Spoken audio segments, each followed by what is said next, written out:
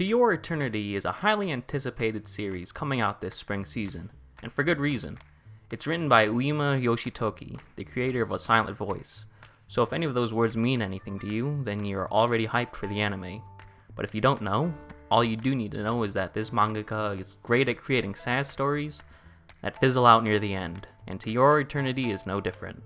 Which is really disappointing because the manga has one of the greatest beginning chapters ever. Let me explain. Spoilers, by the way. I'll only have small spoilers for the good parts, but everything else I couldn't care less about. So the premise is that there's this mysterious figure with mystical powers, and he creates an immortal sphere that has the ability to take the form of anything it touches. The rules and mechanics of this ability go into more detail later on, but the main thing you gotta know is that if it wants to take the form of something that is alive, it first has to touch their corpse before it can copy their form and abilities. This sphere is our protagonist, and it eventually gains the name Fushi, and this ability creates a great formula where Fushi meets one new character, we get attached to them, they die a tragic death, we cry, and then Fushi takes their form and then moves on. Sorry if you think that saying they die is more than a small spoiler. I had my reservations about it as well, but after considering Fushi's abilities and the tone of the series, I'd say most people would be able to see it coming. Besides, the good parts of this series are so good that even if you know what's coming, it still hits hard. But what are the good parts? Well, I would say that they are the stories of the first three main characters that Fushi meets. The reasons why these first three stories work so well is because of how likable each character is, how compelling their struggles to achieve their dreams are, and most importantly, how tragic these stories are. It's important in every story to have likable characters, because if you want the audience to even begin to care about your story, you first have to make them care about the characters that the story revolves around. This goes even more so for To Your Eternity, because if it didn't have likable characters, it wouldn't be able to hit these amazing emotional peaks. It's like real life. I think most people don't care too much or give much thought about the problems of people they don't know. I mean, I'm sure if a stranger went up to you and unloaded their problems on you, you could sympathize/understand their worries, but unless you were naturally prone to being really empathetic with anybody, you wouldn't truly care about what they were going through like a friend would. That's because you don't know them well enough and haven't formed an emotional connection with them. Same deal with the characters of a story. If I haven't been given any reason to root for them or like them, I'm probably not going to care about any conflict they face. It's also important that the problem a character faces and their worries about it are compelling. A story about someone who has a fear of missing out just isn't as compelling as someone who wants to become a painter despite their parents' wishes. So, I am pleased to tell you that each of the first three characters are indeed very easy to like and root for. And without spoiling anything big and speaking in general, what makes the first three characters work so well are their fun personalities despite the circumstances they find themselves in, the admirable actions they take when push comes to shove, and their inspiring struggle to realize their hopes and dreams. And the final piece that makes this all come together is how each story ends tragically. Having likable characters die is sad, yeah, but it isn't enough to make me cry. Nope, the real tragedy comes from when we see a character work honestly towards their goals, only for their lives to get cut short. It's heartbreaking to see that they'll never know the bliss of living out their dream. The first three stories are amazing, and they are some of the most compelling and heartfelt stories I've ever read in a manga, which is why it was really disappointing to see this series go from being amazing to being mediocre. After the third story, a couple things about To Your Eternity change, and it goes from this emotional, character-driven story about an immortal being wandering the earth to partake of the human experience, to this aimless, plot-driven story where an immortal being wanders the earth to fight plant monsters. I'm not saying there's anything inherently bad with a plot-driven story or that an author shouldn't reinvent the wheel. What I am saying is that To Your Eternity is at its best when it focuses on its characters, and once this series shifts its focus away from them, it takes a nosedive in quality and never quite recovers. But how? How could this happen to a series that had so much going for it? Well, I think the reason for the decline is because of three things.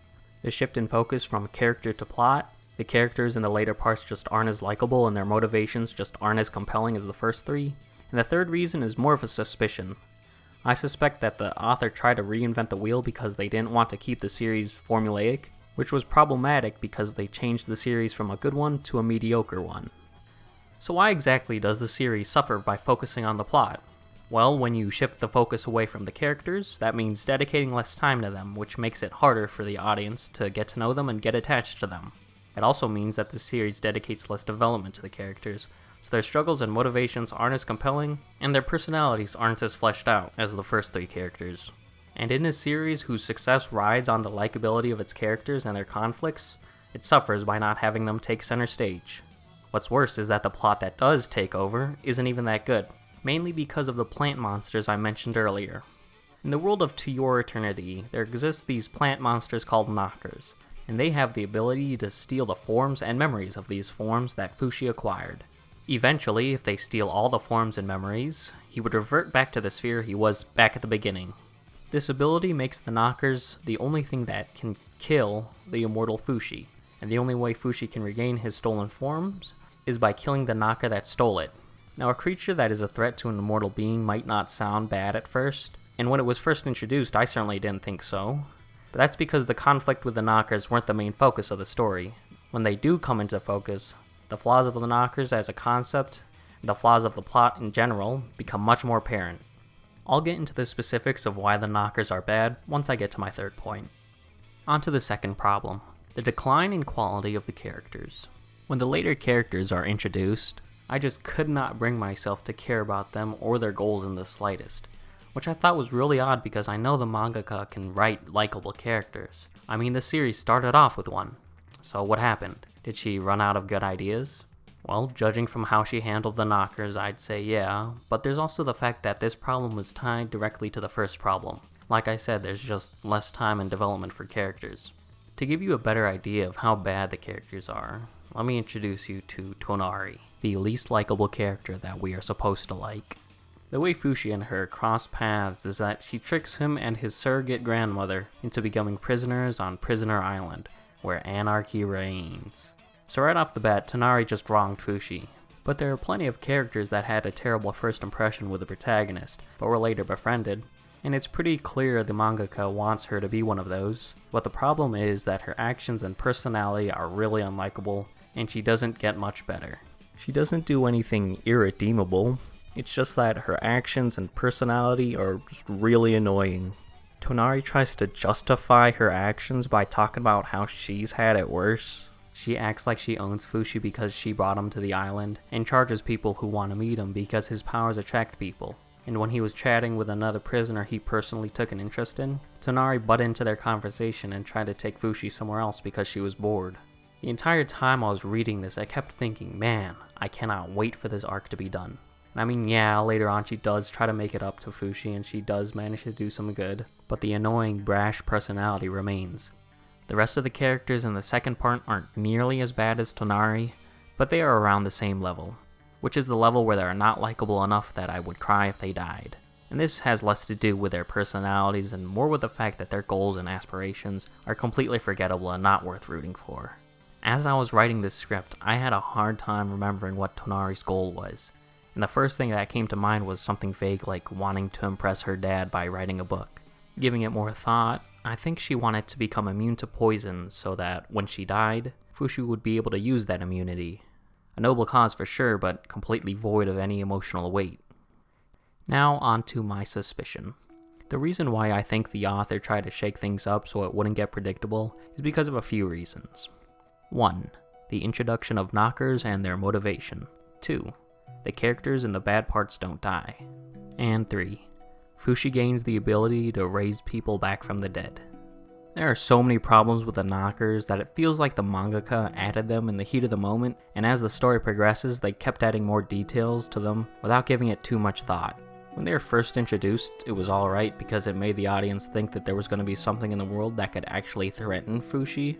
But once you give it some thought, and as the series shows later on, the knocker's ability to take away his forms isn't that much of a threat because Fushi can just steal his forms back.